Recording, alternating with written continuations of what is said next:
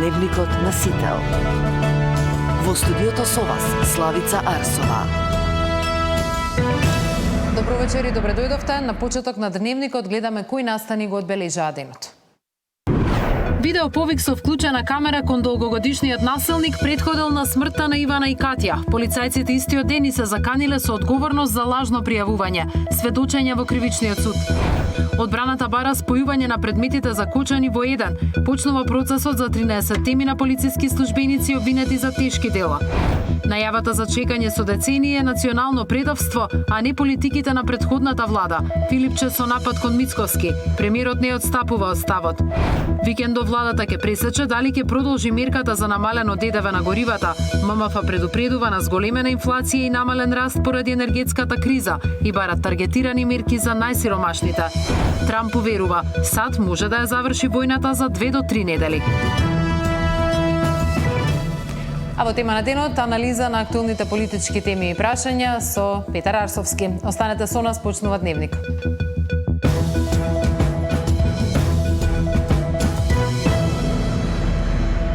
Тешки се за слушање сведочењата од денешното ручиште против Стојанче Јовановски, обвинет за смртта на Ивана и Катја. Оттепање, психичко малтретирање, конзумирање на дрога. Исказите водат Дневник за долготрајното насилство кон двете жртви. Најпоразителни се исказите за полициското постапување. Наместо заштита, жртвата добила предупредување дека ќе одговара за лажно пријавување. Тамара Дичовска пише во судница. Полицијата им сугерирала на Ивана и Стојанче сами да си го решат проблемот на денот кога таа се самоуби, а неколку часа претходно го пријавила дека ја тепа. Но дента го пријавила уште еднаш, а полицајците ја кажале дека повторно пријавување може да резултира со кривична одговорност за лажна пријава. Денеска сведочеше Мартин Саздов, кој бил со жртвата и обвинетиот Јовановски на 2 март на сите локации каде тој ја тепал, но и кога таа се фрли од 6 кат заедно со нејзината ќерка. Ивана повикала полиција пред кривичниот суд, каде сите тројца биле заедно, по неколку часовно тепање од нејзиниот сопруг, но и закани по нејзиниот живот. Имаше многу навреди додека да дојде полицијата. Кога дојдоа, ја тргна Ивана настрана, разговараа со неа. Потоа го тргна и Стојанче, разговара и со него. Полицајците им ги вратија личните карти и им рекоа на двајцата: решете си го проблемот, сведочеше Саздов. Тој ги одвел Ивана и обвинетиот до нивниот стан, таа да се спакува.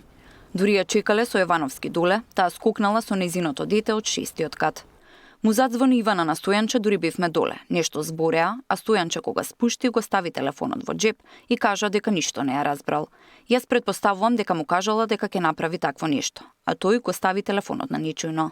Ивана ми се јави мене и побара Стојанче да се јави на камера. Тој звонеше, јас зирнав што се случува во телефонот и ја видов Ивана како стои со Катја во рацете на тераса и одма сватив што ќе направи. И викнав: Ивана, немој да си направила глупост, и истрчав кон влезот кога слушнав силен удар. Ја видов Ивана во крв како лежи и почнав да трчам назад да видам дали Катја е горе, но се сетив дека е заклучено и се вратив назад да ја барам. Тогаш ја видов до Ивана. Веднаш почнав да викам по брза помош. Стојанче истрча на кај главната улица и не сакаше да ги види. Саздов му бил другар на обвинетиот и работеле заедно, а се дружели со Ивана. Другарството завршило откако дознал дека Стојанче се гледа со неговата девојка. Сведокот кажа дека Ивана започнала бракоразводна постапка откако Јовановски ја претепал и ја оставил на автопат во Штип со нивното дете зашто ја сгрешила навигацијата. Според сведочењата на Саздов, обвинетиот се дрогирал, а ја присилувал Ивана на истото. Бидејќи знаел дека ја тепа, сведокот во еден наврат отишол во полициска станица Пороле да го пријави, а оттаму го избркале со прашањето кој си ти да пријавуваш. Судењето продолжува утре, ке сведочи братот на жртвата, соседка од зградата каде живееле и наставничката од училиштето каде учело нивното дете. Тамара Дичевска, Сител телевизија. Во судница денеска седнаа 13 полицајци обвинети за пожарот во дискотеката Пулс, но судењето не започна. Одбраната побара спојување на овој предмет со постапката во која веќе им се суди на 35 мина обвинети, со аргумент дека е неприфатливо за истата трагедија да се водат два одвоени процеси. Обвинителката Спасенка Андонова, која го презеде овој предмет, вели дека промената на обвинителот нема воопшто да влијае врз текот на постапката, но ќе треба дополнително да ги анализира предлозите на адвокатите. Полицајците обвинети за пожарот во Пулс седнаа во судница. Сите 13 мина се гонат за тешки дела против општата сигурност, бидејќи иако можеле, според обвинителството, тие не спречеле употреба на пиротехниката. Но по барање на адвокатите, денеска судењето не почна. Дел имале поважни судења, други пак бараат спојување со предметот во кој веќе им се суди на 35 мина. Според одбраната, неприфатливо било за пожарот во дискотеката да се водат два судски процеси. Она што јавното обвинителство се обидува да го направи е правно недозволено и скандалозно, нудејќи две теории на случај за еден ист настан со исти фатални последици, напишале адвокатите во предлогот упатен до судот. Речникот употребен во барањето за спојување го критикуваше судијката која го води случајот. Ги повика адвокатите да внимаваат со кои зборови се обраќаат кон судот. Дали 13-мината полицајци ќе седнат во истата судница со обвинетите за кои судењето е во тек, ќе зависи од одлуката на судот и обвинителката Спасенка Андонова. Таа уверува дека преземањето на предметот од обвинителката Ивана Трајчева Алексова нема да влијаело на текот на судењето.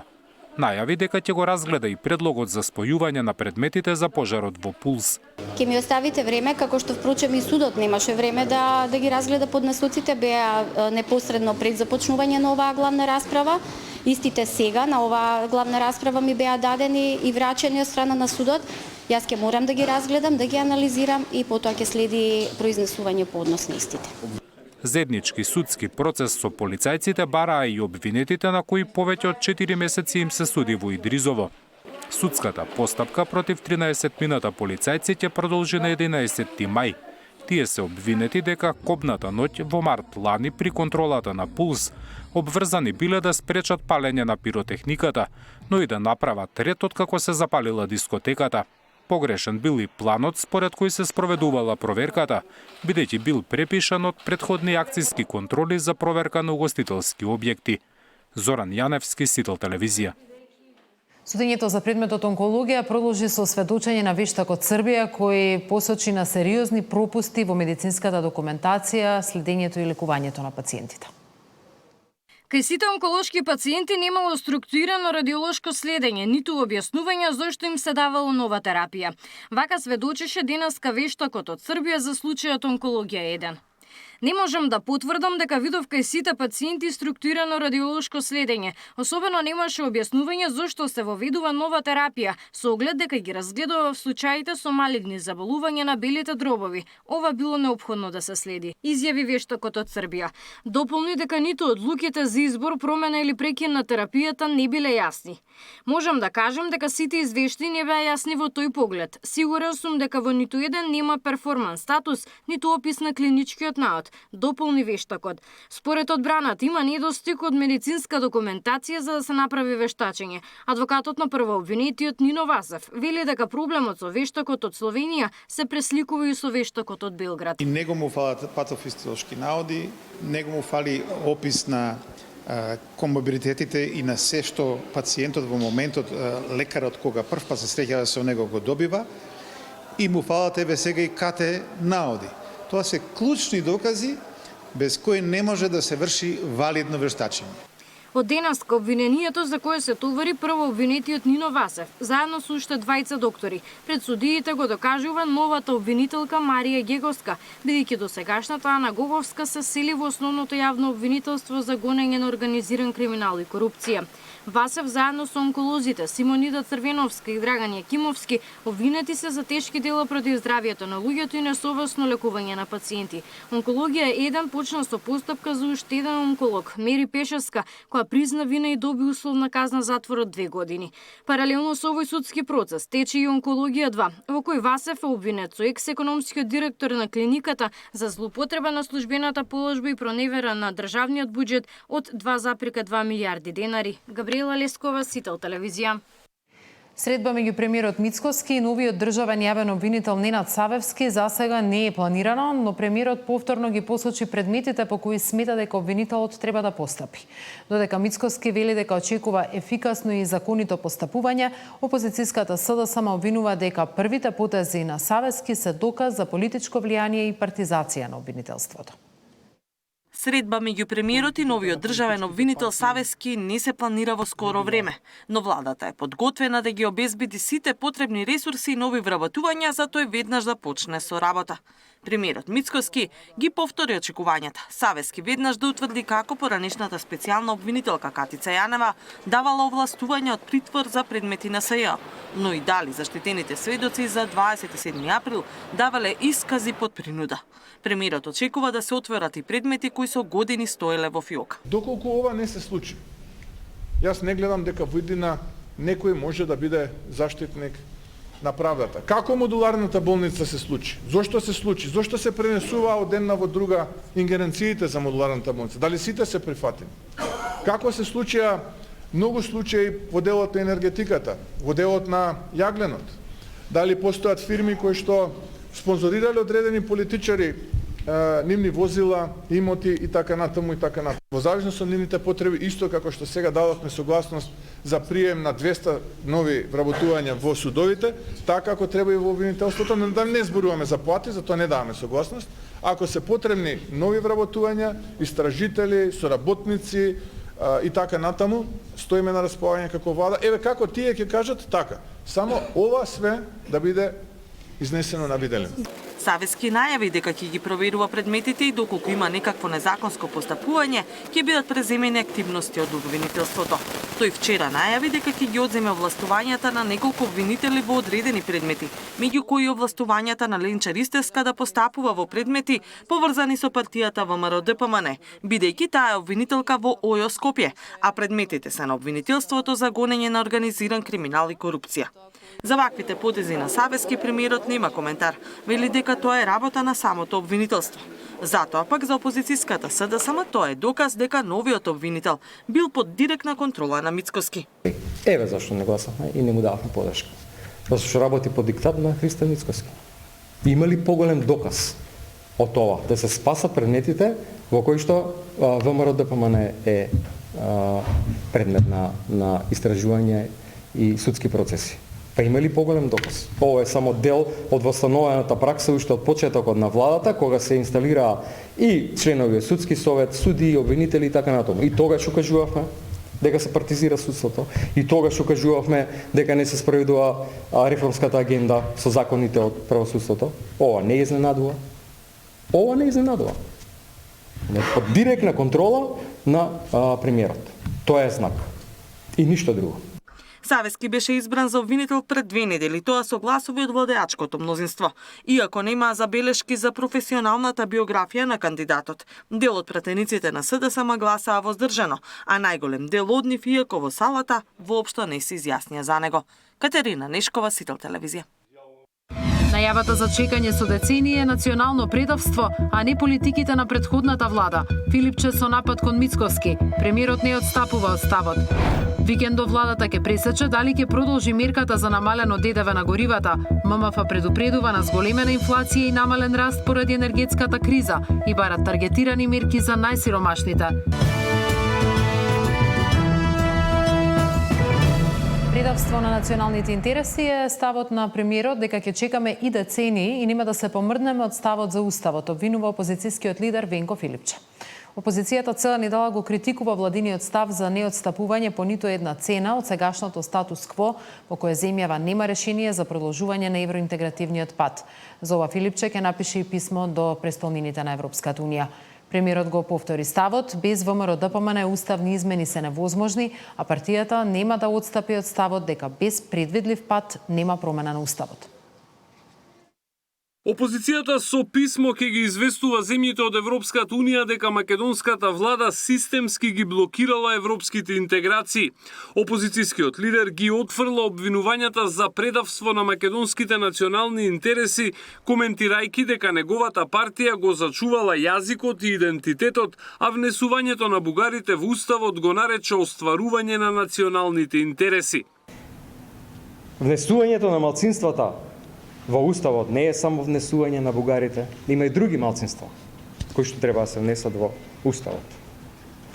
И затоа, со тој чекор, што не представува никаков ризик за нашиот национален идентитет, за нашата култура, за нашиот јазик, а тоа се уставните измени. Ние ги остваруваме националните интереси, долгорочно членство во Европската Унија. Тој сака да ги држи како заложници идните генерации, децата, сите граѓани. Зошто? За да без контрола преку тендерите прават грабеж на народните пари. Премиерот и денеска повтори дека Македонија нема гаранции дека Бугарија нема да поставува нови услови. Сите во светот треба да знаат, и македонските граѓани, дека таа работа без ВМРО ДПМН не иде. Таа работа без ВМРО ДПМН не бива. А ВМРО ДПМН нема да влезе во било каква авантура се додека нема јасен крај, прво, и второ, се додека не биде гарантирани човековите права на македонската заедница кај нашиот источен сосед. Нема да се поместиме нити милиметар, ќе чекаме. Ако не ние, ќе го пренесеме на тоа на тие кои што нас ќе не следат. Ако и тие не успеат, и тие што нив ќе ги следат. Македонскиот идентитет нема простор повеќе да биде распродаван. Македонија има речиси блокиран интегративен процес откако претходната влада на СДСМ и ДУИ прифати внесување на бугарите во уставот, иако за тоа немаше поддршка од 2/3 од пратениците. Ваквата одлука ја плати со еден од најлошите изборни резултати. Поддршка за уставни измени нема ниту денеска, а условот останува главна пречка на патот до Брисел. Александар Спасовски, Сител телевизија. Процесот на пристапување кон Европската Унија не сме да биде различен за секого и мора да носи јасен политички сигнал дека на крајот води кон полноправно членство, порачаа претседателите на Македонија и Црна Гора пред студентите на Правниот факултет во Скопје. Процесот на пристапување не е и за сите. Потребна е доследност и политички сигнал во Брисел дека преговорите ќе донесат сигурно полноправно членство во Унијата, порачаа претседателите на Македонија и Црна Гора пред студентите на Правниот факултет. По 36 менување на уставот и одстапки, Македонија заслужува да биде ставена во групата на државите кои брзо напредуваат, порачаа претседателката Гордана Слјановска-Давкова. Ако ова е само една од многуте следни уставни измени, ништо од уставот нема да остане. Па треба и ние да влеземе во ЕУ со некој идентитет, како што тамо гарантираат. Ако уште еднаш ние го направиме она што над 20 пати било направено, тогаш не знам како без владење на правото ќе станете подобни или ќе станете европска држава. Мора да има некој баланс и некое решение. Процесот на проширување не е игра, затоа како кандидати треба да одлучиме дали секогаш ќе бидеме во право или сакаме да станеме полноправна членка на Унијата, смета црногорскиот претседател Јаков Милатовиќ. Според него најдоброто сценарио за европската перспектива на регионот треба да биде заеднички ангажман и на кандидатите и на Унијата. Ово nije igra, ovo nije zapravo proces u kom je cilj biti u pravu. Ja sam siguran da je predsjednica u pravu. Ali je pitanje koje i mi imamo, želimo li da budemo u pravu ili želimo da budemo članice Europske unije. Sjeverna Makedonija uradila puno stvari koje su bile tražene od nje, međutim, kao rezultat svega toga, nažalost, u jednom političkom trenutku u Evropskoj uniji nije postojala politička volja da se убрза процес. За предавањето на Правниот факултет целосно беше затворен сообраќајот околу комплексот, а СДСМ реагира дека и поради безбедносни причини на професорите им било невозможен пристап на работните места и на паркингот на универзитетот.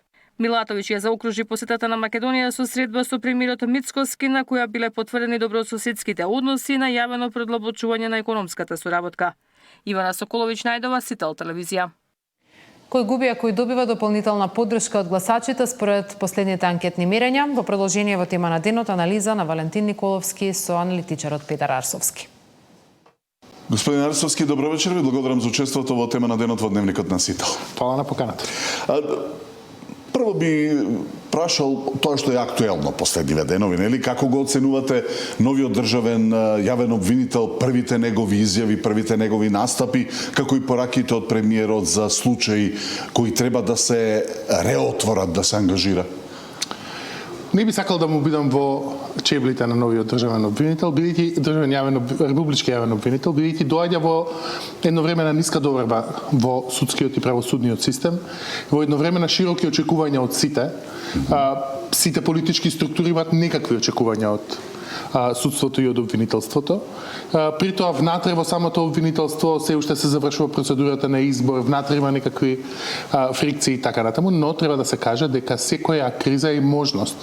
Ова е можност за новиот избран обвинител да покаже некаков различен стил на работење и различна посветеност на работата и со тоа да го поправи имиџот на републичкото јавно обвинителство во голема Америка, но се соочува така е со многу големи предизвици, особено бидејќи работи под будното око на политичките елити. И опозицијата и власта му даваат совети со што да се зафати.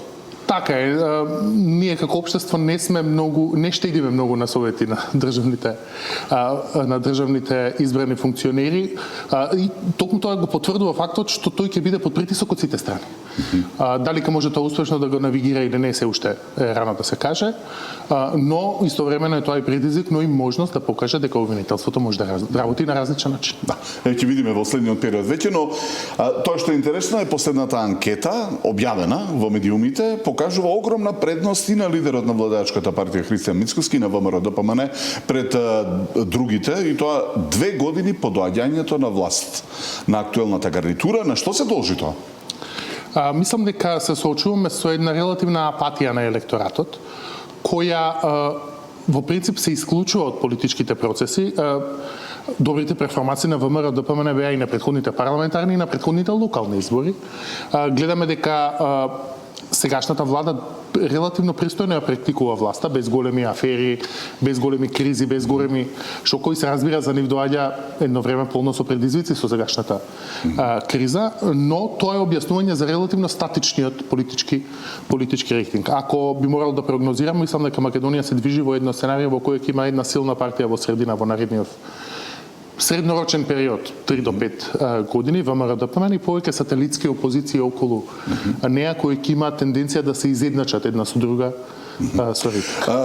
Христијан Мицкоски има 25,2% доверба, потоа следи Ахмети 5,6%, па Пасиев 4,2%, па Меджити 3,9%, дури на петто место Венко Филипче со 3,6% доверба. Зошто лидерот на СДСМ по толку кадровски смени во партијата, ротација на партиски кадри на раководни места и речиси катадневно појавување на пресконференции има толку низок рейтинг? Па ќе ја повторам аналогијата што сме ја користеле во ова студија. СДСМ се соочува со многу структурни проблеми, од кои смената на кадровскиот потенцијал е само еден од проблемите. Тие, да речеме, замислете си дека се наоѓаат во еден автомобил чиј мотор е сосема расипан, гумите издишани, каросеријата редјосана и така натаму, додека него поправат автомобилот, судбината на секој возач, колку и да имаат промени во партијата, ќе биде иста. Така што, додека не ја поправат односот кон политиката, начинот на испорачување политики, начинот на работа на терен, натрепартиски промени и така, се она што електоратот покажува на анкетите де факто со овие бројки дека е потребно, мислам дека тешко ќе биде за нив да направат суштински пробив. Дали вордингот и темите кои што се користат за напад на политичкиот противник се причина за нискиот рейтинг прецена лидерот на СДСМ па и на партијата? Еве, например, во јавноста се создава впечаток дека темите со кои се напаѓа опозицијата се идентични на секоја пресконференција, економски теми, стандардно актуелна ситуација со горива, цените, инфлацијата, обвинувања за руско влијание во ВМРО-ДПМН, унгарски медиуми и слично. ВМРО-ДПМН е пак за српска врска преку контроверзниот пиар експерт Башановиќ, неговиот партнер Чекич, кои ја креирали и спроведуваат пиар стратегијата на СДСМ, потоа влијанието на Заев врз Филипче и слично. Колку оваа тактика и дали и кому наштетува? Без да навлегувам во пиар стратегиите на партиите, опозицијата забележувам дека во последно време, особено СДСМ, има еден поагресивен настап во медиумите, со многу интензивни дневни појавувања, со висок тон на појавувањата, напади кон владата индискриминантно на сите дневни теми. Ќе видиме дали тоа е тактика која може да евентуално да даде ефект само со тек на време, не веднаш. Ќе видиме дали со тек на време ќе даде резултат кога вие се појавувате во јавноста заедно со наративот кој го зборувате доаѓа и вашиот кредибилитет. И бекграунд. Кога рейтинзите се толку различни, поверојатно е тие напади да немаат многу ефект. Но очигледно е дека тие избрале една тактика да го повторуваат тој напад. За сега не верувам дека ќе биде тоа функционално, бидејќи има една, се разбира, дискрепанца во рейтингот, а за понатака да видиме. Треба да се случи нешто сериозно и тектонски за оваквата структура на поддршката на граѓаните, рейтингот да се смени. Може ли тектонски пореметувања да изврши оваа иницијатива за смена на Филипче? Запознати ли сте кој стои зад неа, за која функционерот Шилегов рече дека набрзо ќе излезе во јавноста и со конкретни барања и мерки? Што сметате дека ќе се случи? Дали таргетеве на ваквите односи е партискиот конгрес 7 јуни? Па видите, имаше партиски конгрес СДСМ, колку што се сеќавам, и тогаш се зборуваше исто така за иницијативи. Јас мислам дека самите перформанси на партијата и неможноста да сте помести тој рейтинг ја го создаваат амбиентот во кој виреат вакви иницијативи. Без да коментирам за конкретната иницијатива, бидејќи реално не знам кој стои зад неа. Мислам дека СДСМ влегува во еден период во каков што беше ВМРО ДПМН, кога почна да се појавуваат многу партии сателит од неа, ВМРО Народна, ВМРО Вистинска и така натаму. И мислам дека е тоа резултат на неможноста на Филипче како релативно нов лидер да создаде своја визија. Најголемиот дел од граѓаните го доживуваат само како продолжување на политиките на Заев, а Заев изгуби на избори, така што мислам дека е тоа предодредено сценарио во овој момент и не очекувам дека оваа иницијатива ќе биде последна, иако оваа е секако најсериозна. Сметате дека ќе по излегување во јавноста дека ќе има повторни поделби таму во СДСМ? Мислам дека е тоа можно. Тоа не би било прв пат. Имаше една таква иницијатива во СДСМ подемно, ако се сеќавам. Се викаше. Мислам дека обидот мислам дека СДСМ ќе биде предизвикана за своето место за лидери на опозицијата.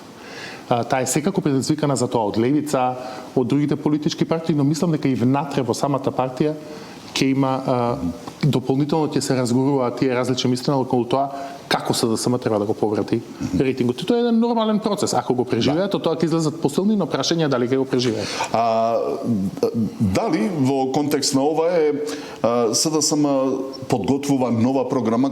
Видовме одеднаш беше објавен, иако требаше на конгресот на 7 јуни да се објави. Дали е таа всушност најава за предвремени избори, иако власта тврди дека нема да има предвремени избори, дека ќе го истера овој мандат до крај?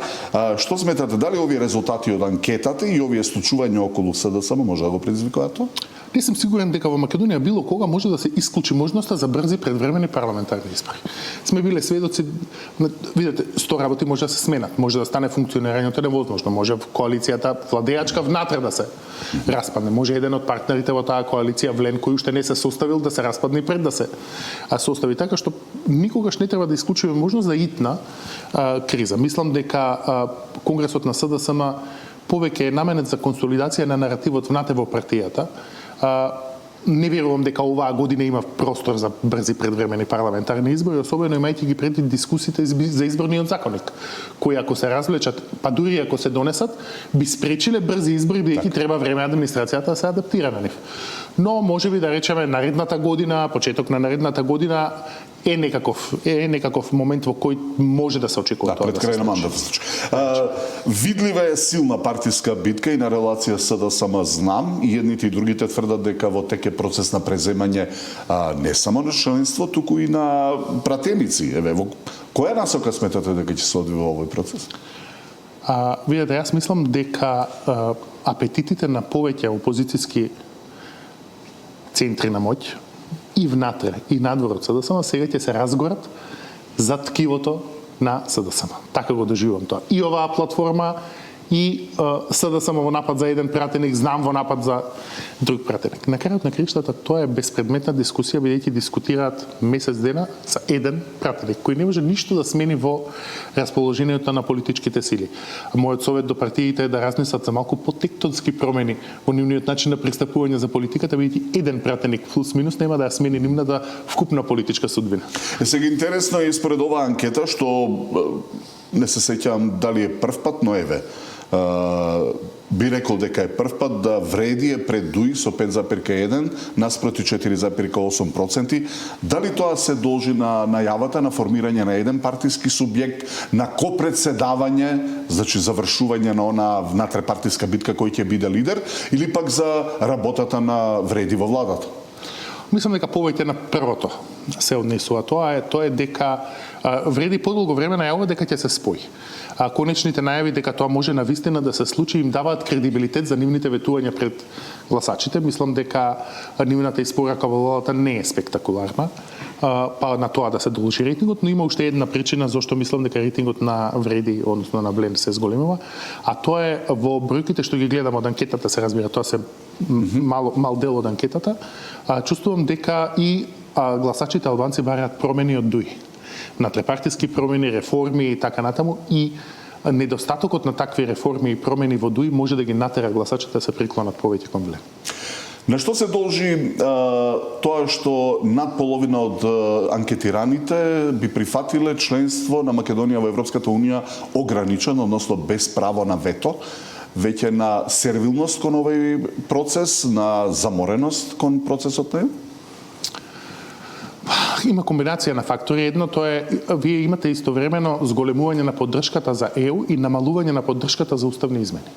Да. Мислам дека резултатот е овој што за кој зборуваме, тоа е дека гласачите се надеваат дека постои некаков механизам со кој ние можеме да ги отпочнеме преговорите за ЕУ, а да не ги направиме потребните уставни измени, и мислам дека тоа се однесува во оваа формулација за некакво ограничено членство, сметајте дека тоа ограничено членство не изискува такви реформи. За тие мојата проценка е дека во основа ние ќе платиме исто пари за помалку музика. Да. Мислам дека не постои сценарио. Да, премиерот рече повторно ќе бидат потребни уставни измени за дури за ограничено членство без право на вето. Мислам дека не постои сценарио без политичка цена, но ова ограничено членство само ќе го намали политичкиот бенефит. Можда ли е каква и да било промена во модалитетот на проширување? Еврокомесарката за проширување Марта Кос повторно ги најави тие три модалитети фамозни, но на што ви личи оваа дебата во Европската Унија, на трошење време или на сериозна намера на ЕУ да се реформира?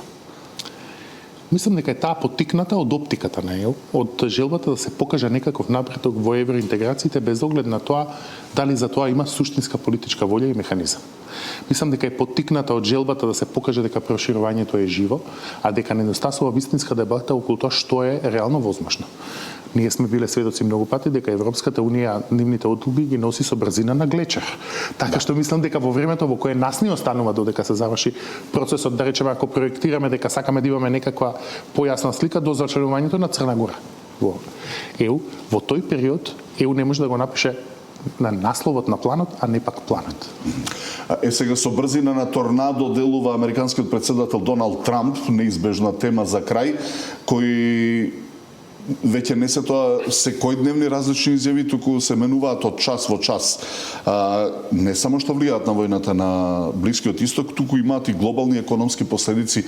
Како сметате дека оваа политика на Трамп ќе се одвива во следниот период или ќе заврши?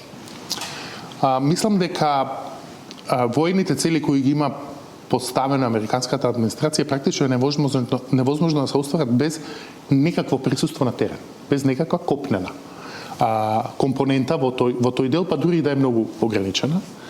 А мислам дека кога ќе заврши тоа, не верувам дека ќе трае предолго. Значи не верувам во овие приказни 2 недели, 3 недели, не верувам јас во тие приказни, имајќи предвид колку се развлече досега војната операција. Но еве и да претпоставиме дека Трамп едно сабајле ќе се разбуди и ќе твитне дека победивме, си одиме. Регионот ќе остане во хаос наредните 3, 4, 5 години. Така што мислам дека за ова инфлаторно ниво, овој недостаток на нафта, земјен газ, овие проблеми при испораката, треба да се навикнеме како на новото нормално. Петар Арсовски, гостинова тема на денот, ви благодарам. Фала на покана. Предлог законите за високо образование се поставени на ЕНЕР. Дали се прифатливи за универзитетите? Каква е реакцијата? Во вечерните вести на Сител.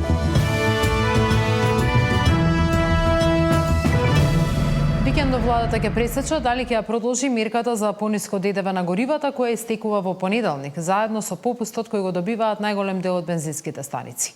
Премиерот Мицковски вели дека конечната одлука ќе зависи од движењата на светските берзи до крајот на неделата и од проценката дали ќе има нов раст на цените на бензините и дизелот.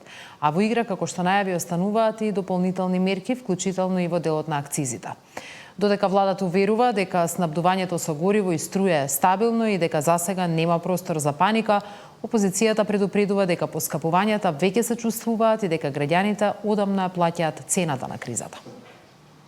Владата викендов ќе одлучува дали ќе ја продолжи мерката за пониско ДДВ на горивата. Намалувањето од 18 на 10% завршува во понеделник, заедно со попустот кој го добиваат најголемиот дел од бензинските станици.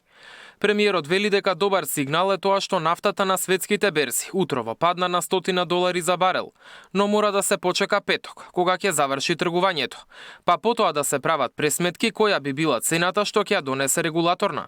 Доколку видиме дека имаме зголемување на цените на безоловниот бензин и на дизелот, тогаш апсолутно дека ќе ја продолжиме таа мерка.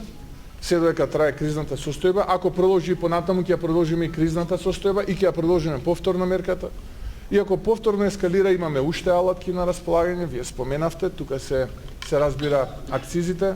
Во овој прв месец, во историски најголемата нафтена криза после онаа од 73-та, односно од 70-тите години на минатиот век, ние како држава рефлектираме стабилност и сигурност и план да се справиме со овој предизвик. А какви антикризни мерки ќе се скројат? Најмногу зависи од тоа колку пари има во државната каса. Ние оваа година треба да вратиме 2,5 милиарди евра стари долгови, направени од претходната влада. Во моментот се врши исплата на така наречениот солидарен данок, прва рата, во вредност од 1,5 милиарди, тоа се 25 милиони евра од претходната влада. Во моментот ги сервисираме сите оние обврски недовршени работи од претходната влада. Во зависност од ресурсите со кои што располагаме, такви мерки правиме. И покрај ваквата состојба, Македонија е единствената земја во регионот која оваа недела не ги зголеми цените на горивата, рече Мицковски. Ке нема ниту поскапување на струјата. ЕСАМА има на располагање на 3000 тони мазут од стоковите резерви, а акумулациите се полни над 40%. Државните електрани имаат струја дури и за продавање на берза и од тоа заработуваат до 150.000 евра дневно. Владата го следи и движењето на цените на храната. Пазарните инспектори, поделени во 30 тимови, секојдневно се на терен. Заедно со Комисијата за заштита на конкуренцијата се работи и на нов закон со кој ќе се зголемат казните за нефер трговски практики. Најавите за поскапување на лебот се анализираат, доколку е неоправдано ќе се напишат глоби. Од друга страна, Филипче оцени дека премиерот не оди во маркет. Лидерот на СДСМ вели дека поскапувањата почнале и затоа растот на минималната плата не е доволен. Што може да се купи со 1667 денари? 2 килограми домати, 2 килограми краставици, табла јајца и 4 литра бензин. Толку. Премиерот вика имаме најниски цени на горивата во регионот. Прво, тоа не е точно. Само Хрватска и Словенија имаат многу слични на нас. Ама кажува ли премиерот колка е минималната и просечната плата? Па минималната плата во Хрватска е 1000 евра, во Словенија 500. А имаме слични цени на горивата. Филипчи предложи на владата да направи проценка на резервите на гориво и да обезбеди нови извори на снабдување, за земјава да не остане без енергенси, ако се случи државите од каде што увезуваме да воведат забрана за извоз. Инаку Македонија има резерви на гориво за 60 дена, но снабдувањето тече без проблеми. И за сега нема ни ограничување за точење и покрај зголемената потрошувачка од странци, кои овде си ги полнат резервоарите поради пониските цени. Мартин Арсов, Сител телевизија. Војната на Блискиот Исток ќе ја забави македонската економија и повторно ќе ја подгрее инфлацијата, предупредува Меѓународниот монетарен фонд. По најновата мисија за Македонија, фондот проценува дека растот во 2026 ќе забави на 3,1%, инфлацијата ќе се искачи на околу 4,5%, а дефицитот на тековната сметка ќе се прошири на околу 5% од БДП, главно поради поскапата енергија и повисокиот увоз. И покрај тоа, премиерот очекува земјава и оваа година да остане меѓу поуспешните економии во регионот. Војната на Блискиот Исток ќе подгрее инфлацијата и ќе го забави растот, предвидува ММФ во најновиот извештај. Шокот од високите цени на енергенсите ќе предизвикаат трошоците за живот да се зголемат на околу 4,5%, наспротив владините очекувања од 2,5%. Економскиот раст ќе биде понизок од планираните 3,8% и ќе изнесува 3,1%, додека дефицитот на тековната сметка ќе достигне 5%. Но премиерот Мицкоски дециден очекува растот да се задржи и повторно да бидеме меѓу најуспешните земји во регионот. Она кое што е факт е дека ако во 2024 година по економскиот раст бевме во горната половина во Европа, а во 2025 бевме во првите 5 земји во Европа, јас очекувам тој континуитет да биде и оваа година, бидејќи по апсолутно сите параметри имаме раст. И по туризам, и по земјоделски производи, и по потрошувачка, и по обемот на размена во трговијата, по сите и по реализација на капитални инвестиции. Меѓународниот монетарен фонд препорачува владините мерки против растечките цени да бидат таргетирани, а не да важат за сите домаќинства. Поддршката за домаќинствата како одговор на тековниот шок на цените на енергијата треба да биде добро насочена, бидејќи субвенциите за сите нивоа, вклучително и генерализираните намалувања на даноците, се неефикасни и регресивни. Затоа привременото намалување на ДДВ треба постепено да се укине. Ранливите домаќинства треба да бидат поддржани преку постојните шеми за социјална помош, кои се релативно добро насочени во Северна Македонија, иако нивната покриеност и соодветност можеби ќе треба да се зајакнат. ММФ сугерира и постепено укинување на субвенциите за струја, затоа што постојните тарифи не ги покриваат трошоците на ЕСМ. Субвенциите добиваат само ранливите граѓани. На тој начин според нив ќе се обезбедат повеќе пари во буџетот за дополнителна помош ако кризата потрае. На Народната банка и препорачуваат да ја зголеми референтната камата, иако е потребно да ја зголеми задолжителната резерва. Банкарскиот сектор е стабилен и ликвиден, но зголемената изложеност на недвижнини бара внимателно следење и можно затегнување на монетарната политика. Неопходни се и реформи во судството, пазарот на труд, контрола во тековните трошоци, намалување на трошоците за данокот на додадена вредност, пишува фондот. Наташа Мерсовска, Сител телевизија.